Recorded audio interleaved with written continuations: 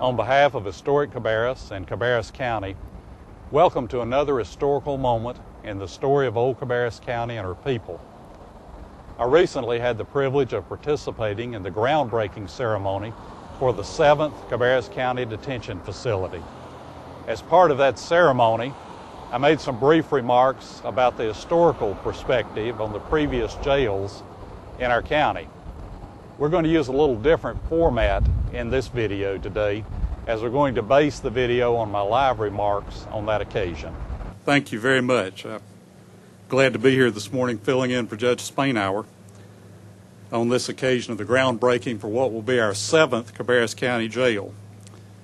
On January 21st, 1793, more than 213 years ago, 7 justices of the peace met at a large log cabin on the Salisbury Road, now North Church Street, to organize the first government for the newly formed county of Cabarrus. The enabling legislation, which set this county off from the parent county of Mecklenburg, required that commissioners purchase property at a central location in the county, and that public buildings, which included a courthouse, a jail, and stocks, be located at the seat of county government. There was strong disagreement among the residents of the new county about the proper location for the seat of government, and more than 3 years passed before a site was agreed upon and a town was laid off on a 26-acre tract overlooking 3 Mile Branch and near the old Indian trading path. The name of that town, Concord or Harmony, recognized that those early settlers had compromised their differences and reached an accord in the public interest. We're met here this morning near the crossroads of our beginnings. The 2 main streets of the little village were Union Street and Corbin Street. In their intersection was built a small frame courthouse, 30 feet by 30 feet square, was hot during the summertime, poorly ventilated, freezing cold in the winter. Those 2 main streets divided the town into 4 quadrants or 4 squares. In the last lot in the southwest quadrant of the original town limits, which would be near today's South Union Street and Ford Street, was built that original first jail for the county. At that time, the Court of Pleas and Quarter Sessions, which fulfill many of the functions of the county commissioners for the county in that day, set out the dimensions for that first jail. The public jail of this county, they said, shall be 20 feet by 24 feet, the outside wall to be built of timber 8 feet thick, and another wall to be built inside. The vacancy, or the space between the 2 walls, to be 20 inches thick and to be divided into 2 departments and an entry. Our earliest Concord historian, Squire R.W. Allison, described it as a house within a house. It was used from its construction in 1797 to about 1810. A lot was purchased in 1810 from John Brandon for a second jail, which was built on the east side of South Union Street near the intersection with Means Street on the site of the old Cabarrus Bank building. The county paid $150 for the lot and built a 2-story brick jail. Each floor had 2 rooms.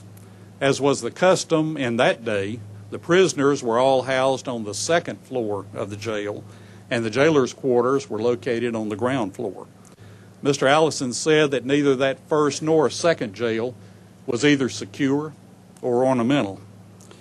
There were only 2 sessions of Superior Court each year at that time, one in the spring and one in the fall, so that prisoners sometimes had to be housed in the local jail for months at a time.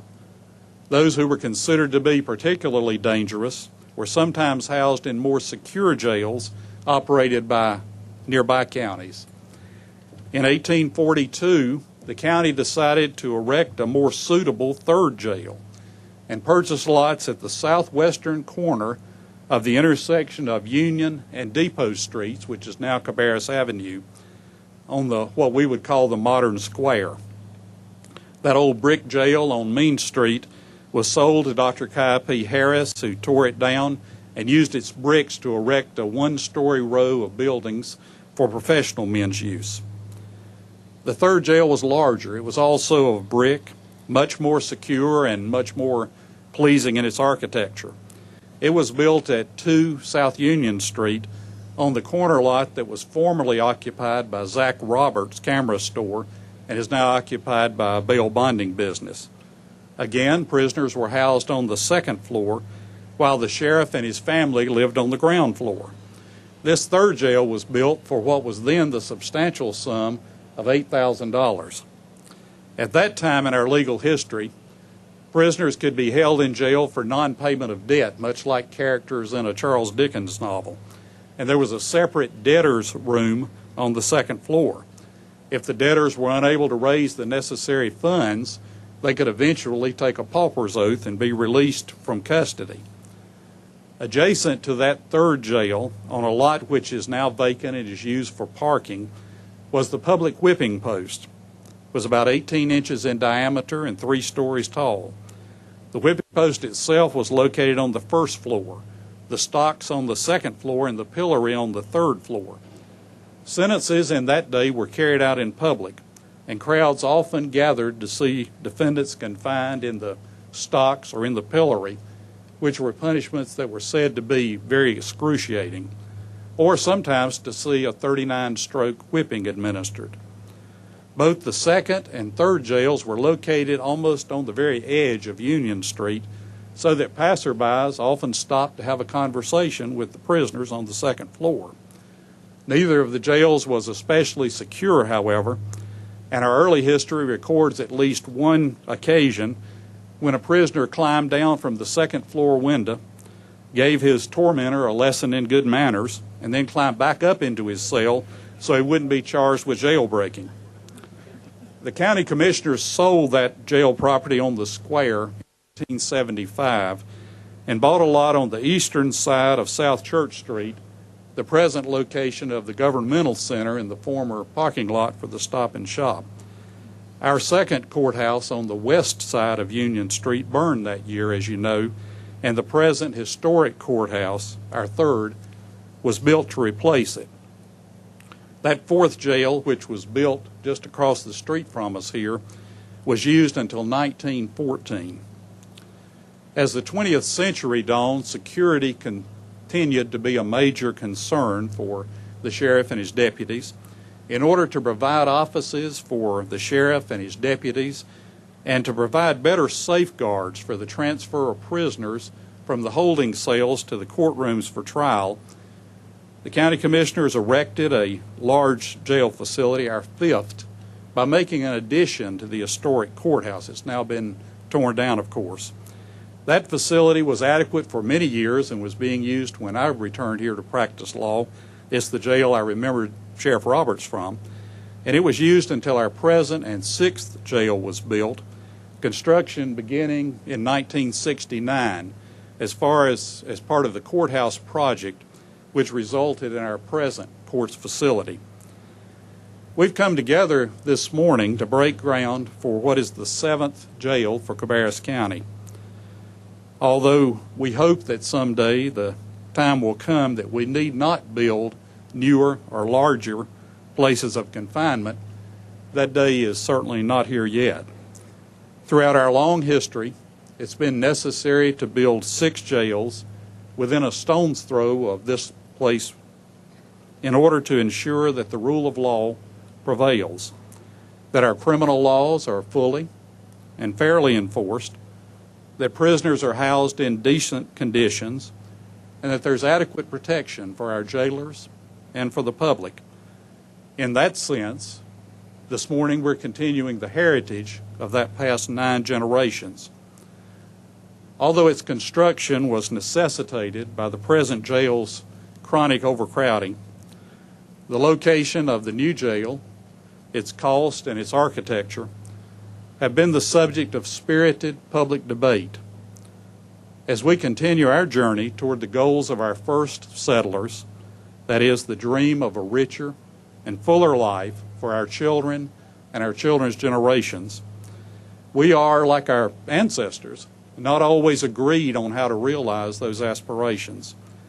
As we struggle with those decisions, we're reminded of the great truth of democracy, that from open debate and the criticism of policies come right decisions, provided the debate is fair and the criticism is constructive. Democracy is not a painless form of government, and we've struggled in recent years as a county and as a people with difficult decisions, but we've always emerged stronger at the broken places. We've learned to reason together for the great public decisions of our day, as with the building of this detention facility, often require the cooperation of county, city, and state officials. This is an appropriate time and a good day to acknowledge the hard work and the contributions of agencies at all levels of government as they've worked together to balance the wishes and needs of their constituents with the demands for public safety and order. It's especially important for us, I believe, at this stage in our national history, that we come together and that insofar as conscience will permit us, that we speak with one voice. In accordance then with our heritage and our traditions here in this blessed land between the rivers, this place of accord and agreement in this city of harmony, near these reminders of our ancient beginnings, let us resolve that when all debate on this great public work is ended, that we'll come again together in harmony to support the decision of the people through their representatives and to affirm through the construction of this facility the great heritage of equal justice under law which has sustained us, which continues to inspire us, which lights our way through the wilderness of a new century into the unlimited promise of the century to come. Thank you very much. We're glad you could join us for this brief look at not only the history of days gone by, but the history we're making every day in this special place. We hope to see you again real soon.